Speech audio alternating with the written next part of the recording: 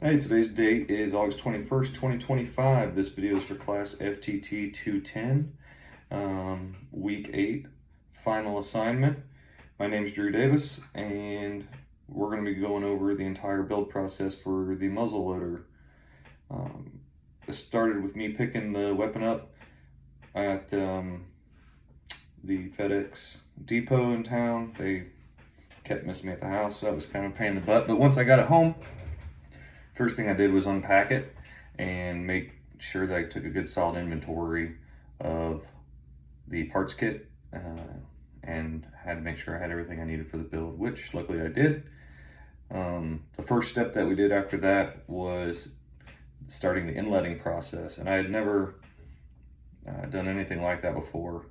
So it was really educational for me because I started with the butt plate, which actually required quite a bit of chiseling and filing and sanding to get that to lay in there properly, which was a really fun experience. Like I said, I've never done it, and getting to use that perma-blue and, well, not perma-blue, Prussian blue, along with cleaning up all the brass parts. That was a lot of fun. I really enjoyed it. I like to work with my hands, and I've always enjoyed woodworking, so this fell right into place.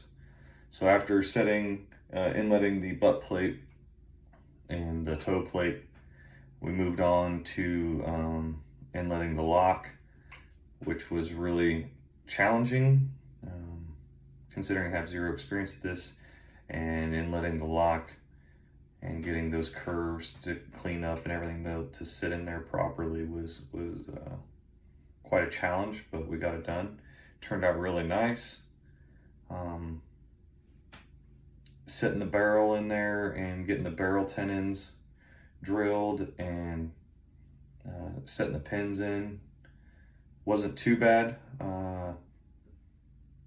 Really didn't have any issues there whatsoever. Putting the brass pieces on the underside of the barrel there to hold the cleaning rod. Boy, I always want to call those tenons, and they're just not. Thimbles.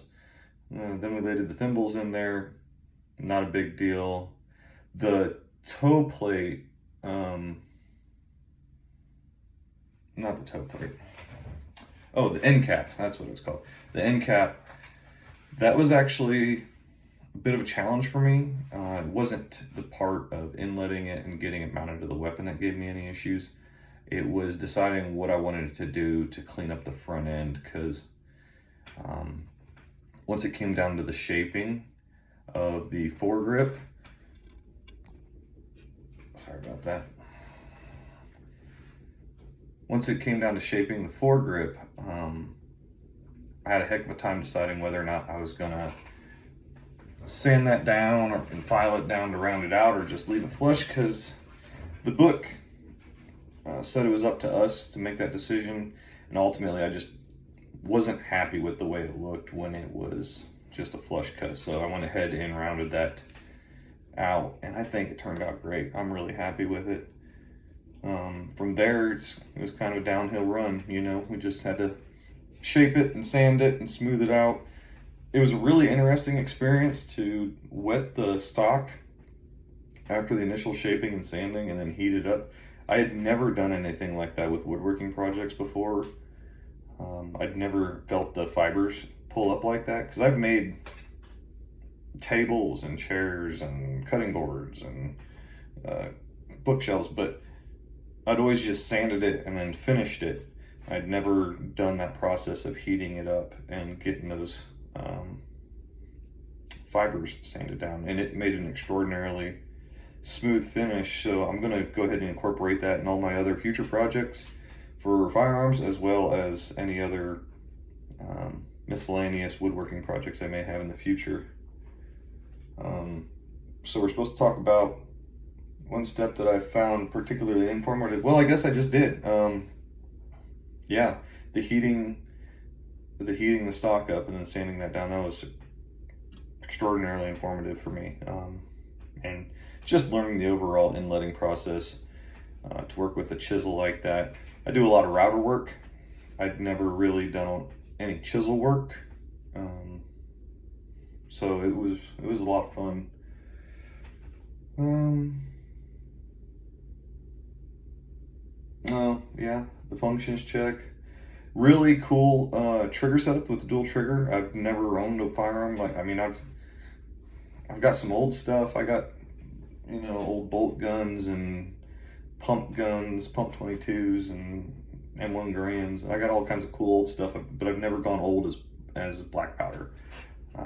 It's my first black powder gun, to do that functions check and see the difference in the trigger pulls was really cool.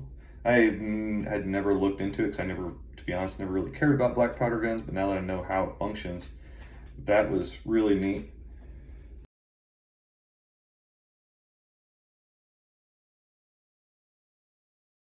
So what practices, this is for the part 3 there, what practices did you practice that you'll be able to apply to modern firearms?